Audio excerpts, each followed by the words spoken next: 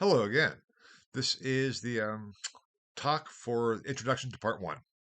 And by this time, I hope you have listened to the talk or the lecture, the welcoming lecture or talk, um, and have read through the syllabus um, and know what the course is about, and perhaps even started week one, lecture one, which is introduction to the course. I know that might be a bit odd because you might s- see that this introduction to part one comes before week one. So you might be listening to this lecture before you even begun with the introduction to the course. And that's fine too. Um, Please note that the introduction to the course, that lecture for week one, gives a lot of information about the course that I'm kind of assuming right now, but that's okay. Um, and this is simply to give you some guides and insights into what I hope you will get out of this first part of the course. I mean, if you have looked at the syllabus, you know that the course is divided into four parts with an exam after each part. Um, and this is a way to say, okay, out of all this information, all the lectures, all the textbook reading, and it's a lot. I know it's a lot. Do you have to know all of it? What are the essential points, and how do you kind of sift your way through it? And that is what I'll be doing here, and I'll be posting these types of introduction to part two and three and four when we get there as well with the same intent. With part one, chronologically, your textbook starts at kind of the beginning, so to speak, in the beginning, um, and looks at the development of the hominids and the emergence of Homo sapiens and the development of human culture and then eventually human civilizations, and goes from there. So it's this early period of, you know, classical antiquity in many ways. That is covered in part one, the earliest civilizations in Mesopotamia, in Turkey, and India, and on it goes. Now, as I address in the introduction to part one, or introduction to the course, excuse me, introduction to the course lecture, uh, the lectures and textbook don't always, are not always parallel. I'm not lecturing on the textbook. These are two separate, parallel sources of the course material. And the exams for each part of the course cover the course material, which is both the textbook and the lectures. Now, sometimes in the lectures, I will be they kind of hook up, so to speak, together. But especially in this first part of the course, the focus of the lectures is in some ways the question of what is history? What are we doing here? Whereas the textbook then goes chronologically uh, along the development of human culture and early civilizations. But in the lectures, I want to take a step back and say, okay, what is a history course? So often we don't ask that question. When you sign up for a history course, you look at the content. What is it? And instructors, we all usually think of the content, but it's really an issue of what are we doing here to begin with, because the content is affected by what we think this course actually is. Now, you may be thinking, what? Gosh, this is getting too theoretical. And it is in many ways. I wouldn't say too theoretical, but it is theoretical. It is asking questions about what history is to begin with, and what constitutes history, and what constitutes doing history. These are all aspects, actually, of a book I am working on, or actually what is now a three-volume work with the title On History. And I talk about this a little bit in the introduction to the course lecture, dealing with the lectures. In this first part of the course, the lectures for this first part of the course are not completely, but for the most part, derived from my work on that book. I would happily send or share with you, draft chapters of more extensive uh, portions of the work if you might be interested in all. But I wanted to present, number one, what I have to offer and what I'm doing. So, in some ways, my own research, even though it is not as such historical, even though it deals with the question of history, deals with the historiography, the history of history, it is though also philosophical, a philosophical analysis of what history is and what does it mean when we write history, because we should be aware of these aspects and question. And that is also applies to as you listen to me, or as you read the lectures, the more substantive lectures coming up, or as you read the textbook. What is this all based on? What is it? What is behind all of this? So that is what I want to focus on in this first part of the course. It is a lot. There's a fair amount of talking about narrative, about history in the past, and all these other things. For the exam, I know that is in some ways the very practical goal to getting ready for the exam. You will need to show that you've taken these lectures into account. The course material, that's what the exams are based on, the course material consists of the lectures and the textbooks. The exam, as you will see, if you haven't looked at it already, in some ways I would say you definitely should look at it. It's there available to you, as is the list of terms. I address all those issues in the introduction of the course document. It's really your guide to the exam.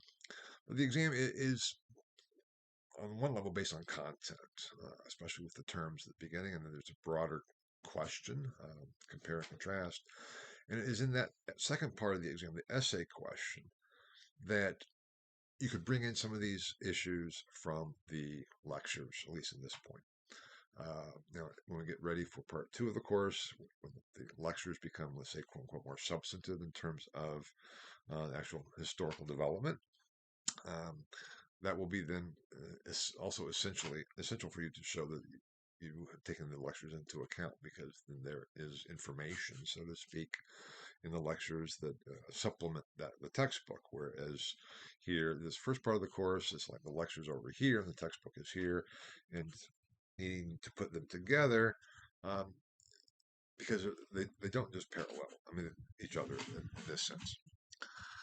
So what do we do about that? How do we go about it? Do you need to know everything from the lectures? Am I going to ask you on the exam, what's the relationship between narrative and history? No, not at all. If you see the exam, you'll see what the exam consists of. But if you can bring in some of these perspectives as you're answering that essay question, the essay question is not asking for information.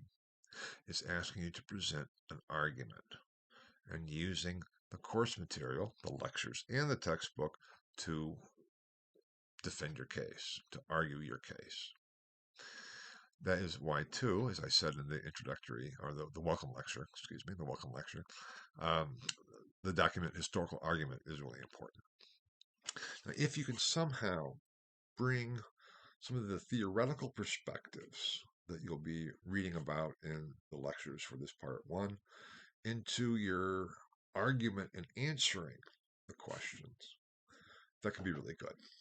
And I'll address this again in the talk or the lecture in terms of preparing for exam one, which I'll be posting in the module for exam one to begin with, to help with all of that.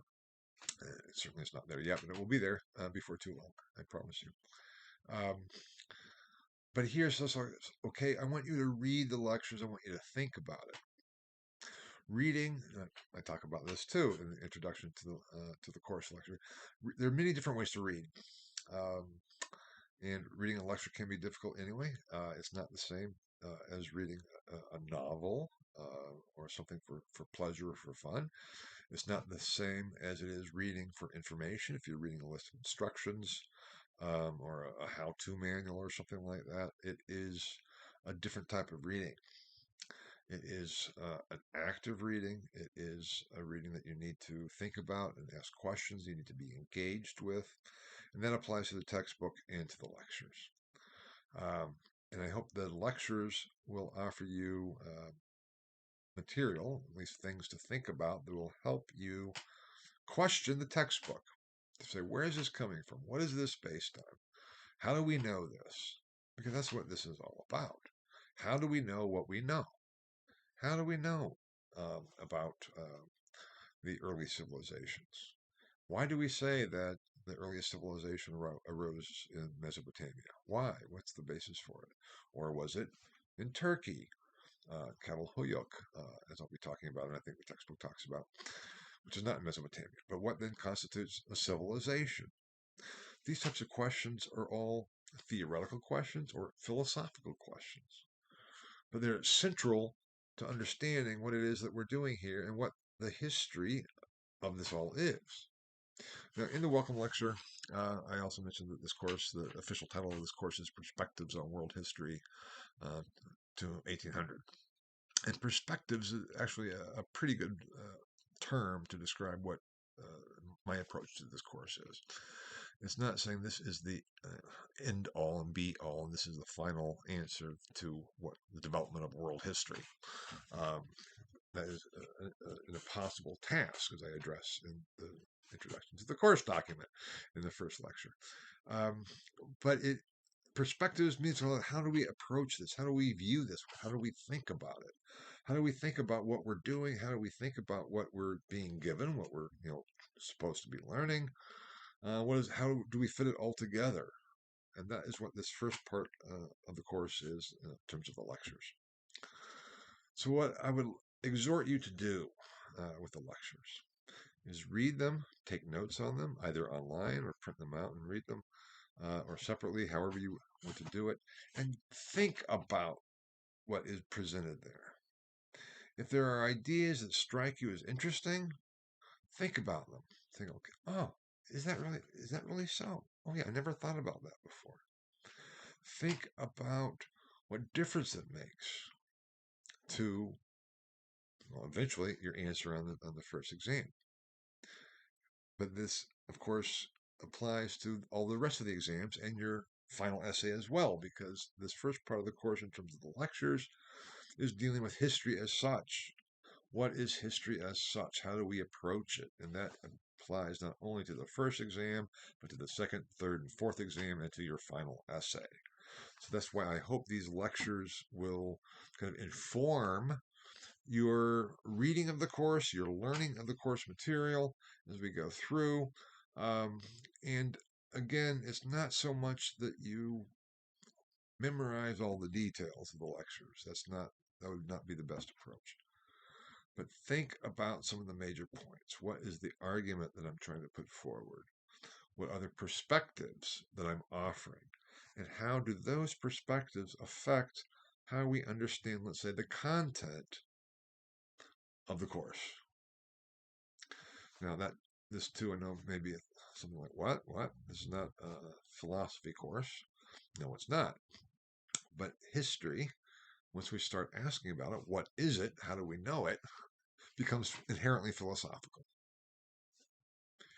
That's the issue I want you to see. That we problematize the very concept of history and how do we know it? What is it and how do we know it? Those are the major questions. I would be happy to talk about the perspectives, the theory, the philosophy that is present here in the first few lectures of part one. So I would love to talk about that with you. So if you're interested to know more, please just shoot me an email. We can set up a Zoom meeting. I'm here to help. The worst approach to the lectures, the first part, in this first part of the course, would be to say, oh my God, this doesn't really have to do with anything. He's not talking anything about the textbook. I can just basically ignore all of this.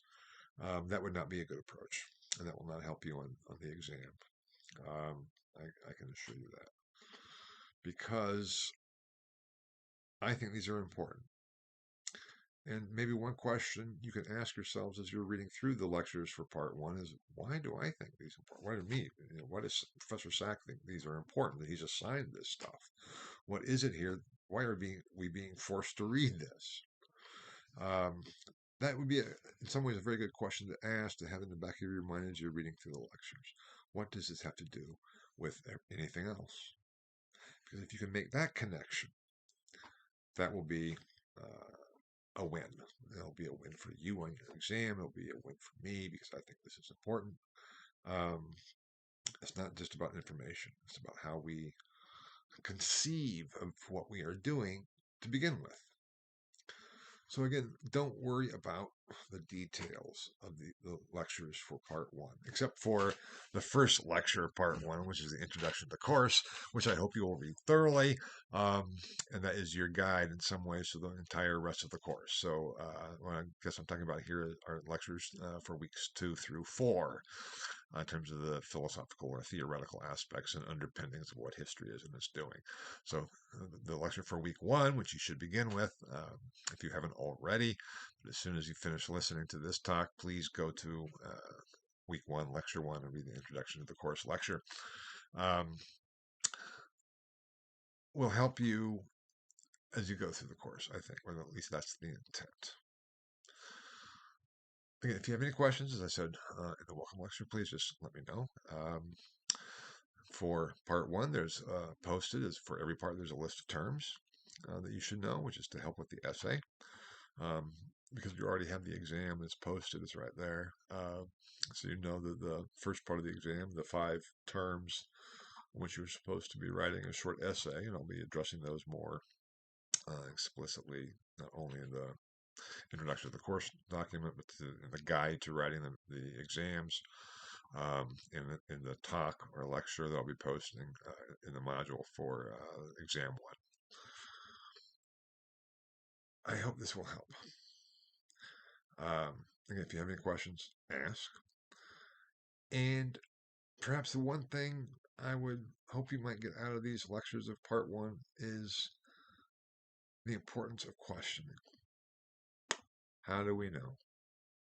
And what is it that we're actually doing when we're reading a textbook, when we're learning and studying and trying to put things together? What are we doing? And what is it based on? And how do we know? How can we come to an understanding of the past? It's difficult. It's not like saying, okay, I want to have an understanding of, how my car works. I can talk to my mechanic. I can read a textbook on or a book on mechanics. I can read the driver's manual, which I never do, but unless I have to look something up. But that's not what this is about. This is a questioning with questions for which there are no set given answers. And that's the other maybe frustrating things about history for all the exams. There's no right answers. There are no wrong answers. There are good answers and there are bad answers. You can get things right or wrong. There's an issue of accuracy. But in terms of your answer as such, it is simply how do you present your case and deal with the evidence. And part of that is what is it that we're doing here to begin with. Okay, I hope that's enough for here. I would say, read them selectively, the lectures for this first part of the course, aside from the first lecture and the introduction of the course, read that very thoroughly. The others, go through them, take notes on them, note things that pop out at you that you think are important, that cause you to think and say, I haven't thought about that. How does that apply? How does that fit in with what we're doing, with what I'm reading in the textbook, and everything else? I hope this will be a benefit. I hope this will help you approach the first part of this course. And as such, as I said before, since it's dealing with what is history and how do we do it and how can we know anything about it, the lectures for this first part of the course set up the entire course. Because even though, as I said, the lectures for part 2 will start being more substantive in terms of the chronological development, so to speak, here it's like this is the basis for it all, of what history is and why you're in this history course. What does it mean that you're in a history course? These lectures are supposed to address those issues. And so again, it's conceptual, and read them in that sense, but by asking questions, by posing questions. And I'm always happy to talk. So good luck with this first part of the course. I hope you'll get a lot out of it. It is an exciting part because it sets the foundation for the rest of the course and for everything else in so many ways. That being said, good luck. You will see me again online like this in the module exam 1 when you get there. Okay, thanks so much. Bye-bye.